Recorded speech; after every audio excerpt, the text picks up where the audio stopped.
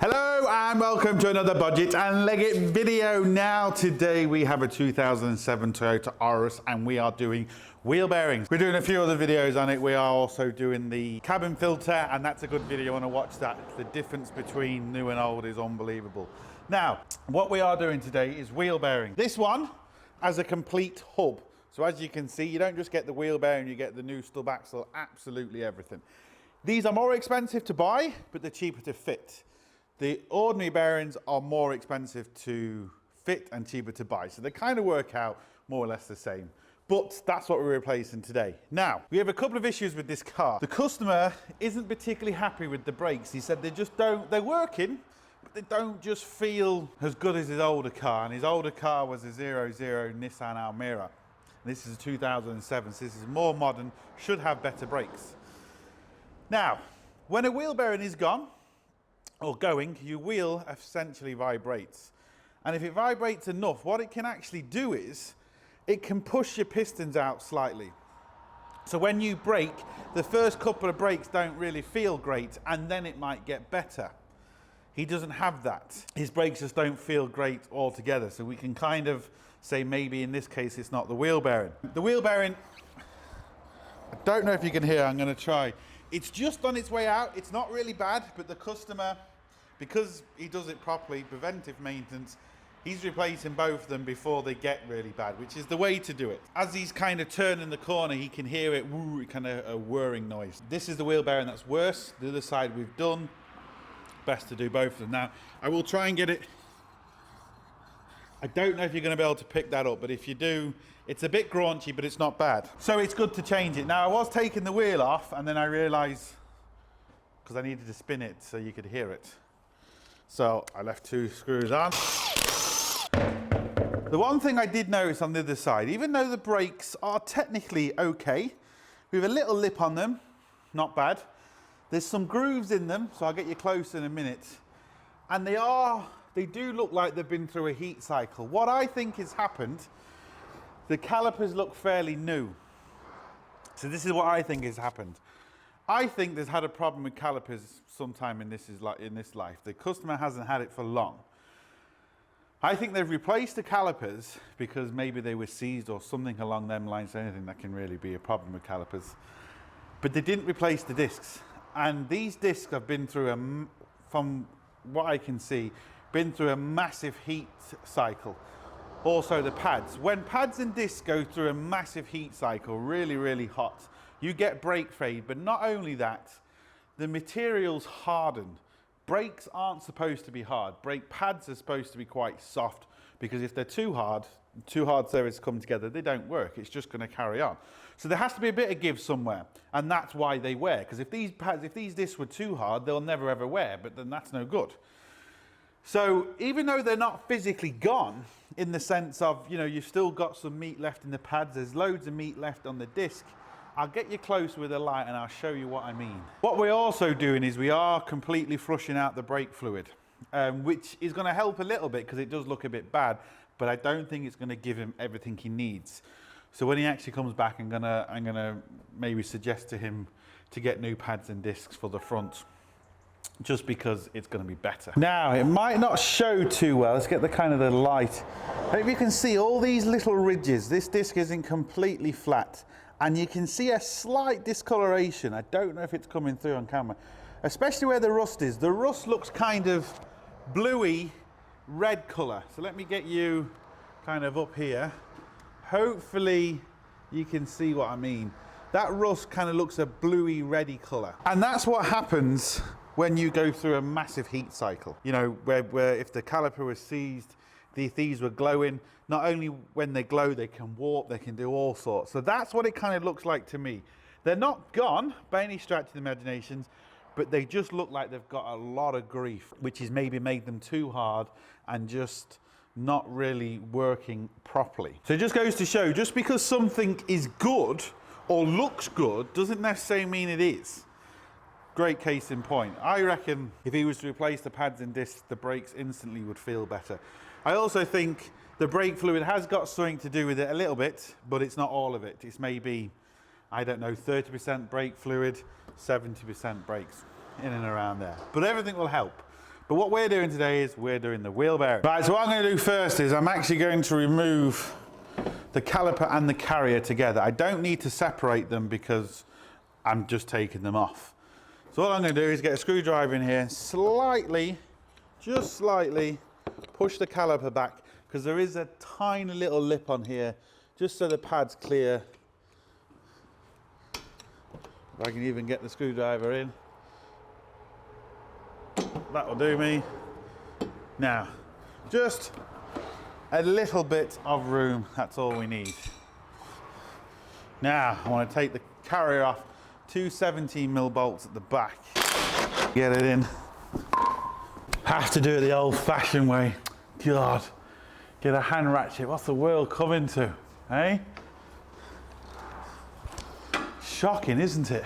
Get our hook ready. I'll just get you in the back so you can see exactly what I'm doing. Now, hopefully you can see that. Can you see me? Hello, hello baby.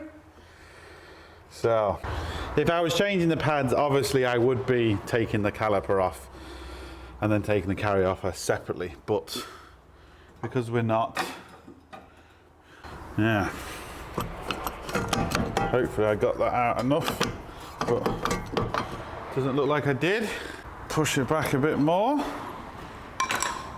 Now is that enough? There we go.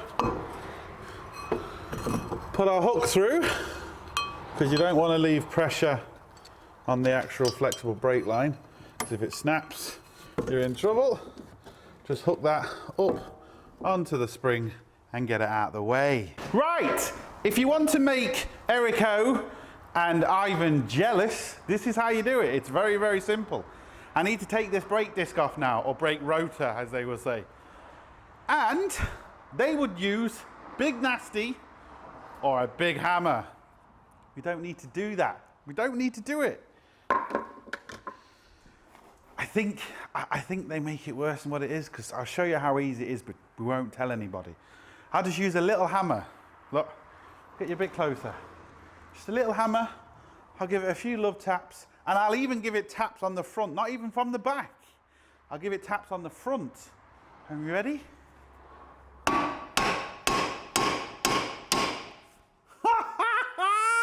See? I don't know what they get all these tools out for. You don't need it, look. See? I hit that on the front. There we go. So that's how you make them jealous. Sorted! Right, what we need to do now is we have 4 bolts behind here. I'm going to struggle to show you them. But the 4 17mm bolts, the reason I'm going to struggle to show them because the CV joint's in the way. But when you look at the new one, you'll see kind of where they are. You can't really go wrong. But before I take that off, or before I take them off, I need to disconnect. I need to stop burping for a start. And then I need to disconnect this. So we need a 30mm socket, 12 points. And yeah, bang this off.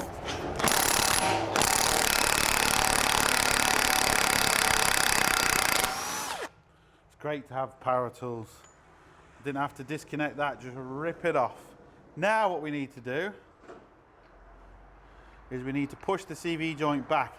When you push the CV joint back, we don't need to take it out, we just need to push it back. It's going to do one or two things. One, if it is kind of seized in the hub, it's going to be, well, it's going to make it not seized in the hub.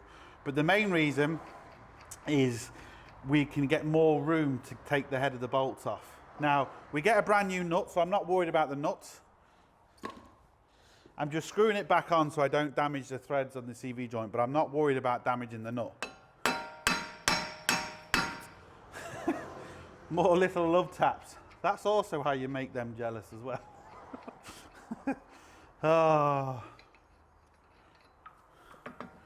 So there we go. That's now loose. It's gone back maybe ½ an inch, and yeah, I'll try and get you in.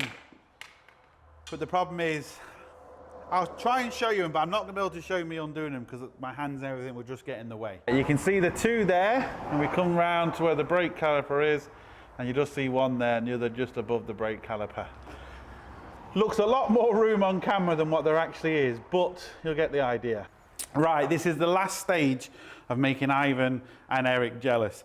I know by this stage, not even watching the video, because they're so jealous how easy that comes off. I've seen Ivan especially beating at one of these with his shirt off and with towels and everything to try and get this off. And he got it off, but it was obviously a nightmare. Now, my CV joint isn't broken. I didn't hit the disc too hard, so if anyone says you can't put that disc back, I didn't smash it. If I was hitting the face of the disc, fair enough, you can't do that, but I wasn't doing that. If I was hitting the back of the disc, again, you can't do that because I'm putting it back on. But I didn't do that. Right, so like I said, let's make them jealous. The other one fell out. Watch this now, I'm filming it, not fall out.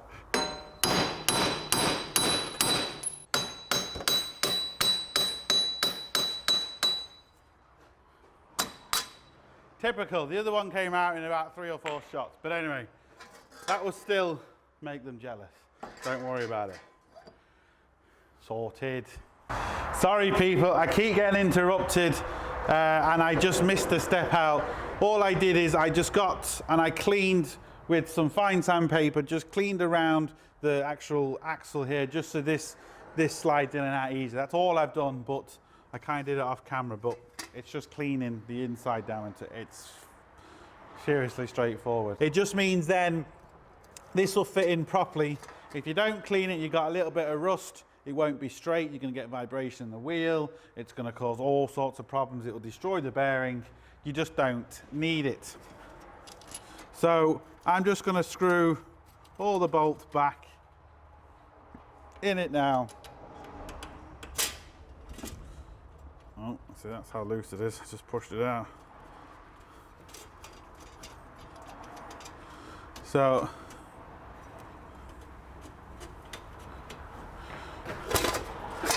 just put them all back in,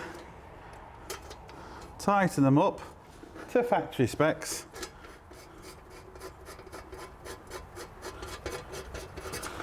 And that's it, and then we can get on putting everything back. So once I've done them, tightened them up, it's just 4 bolts. You don't want to see it because it's boring. Then we'll get cracking. I thought I'd just show you my torque settings for the people that are new to my channel. So this is the perfect opportunity.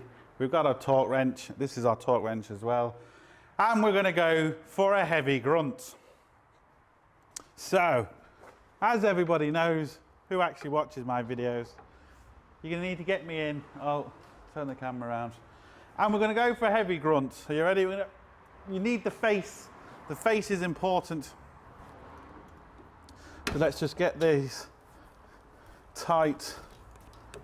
And once they're tight, we'll do a heavy grunt. So go. Need another. There we go. That's our heavy grunt. Another. There.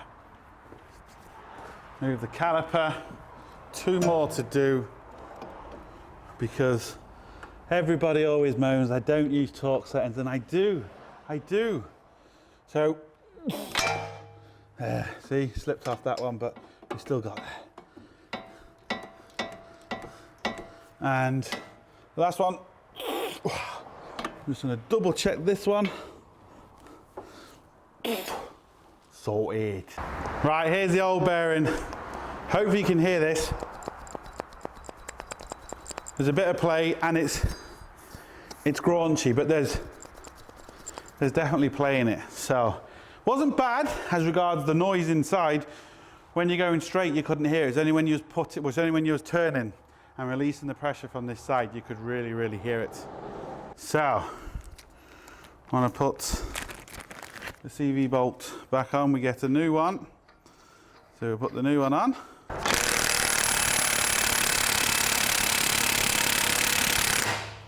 Factory specs. What you need to do then is use a hammer that Erico uses, but we don't need to use this.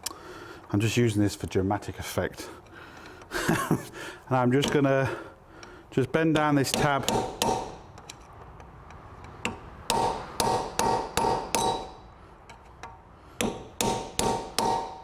It acts as a lock nut, stops that from coming back out. Sorted, done. So like I said, I am going to tell the customer I think it's best if he maybe gets some new pads and discs, because they just look like they've been worked quite hard to me. We can kind of just hold that there, with the string going behind. Screw the bolts in place. Now, factory specs again. Just get them both snug.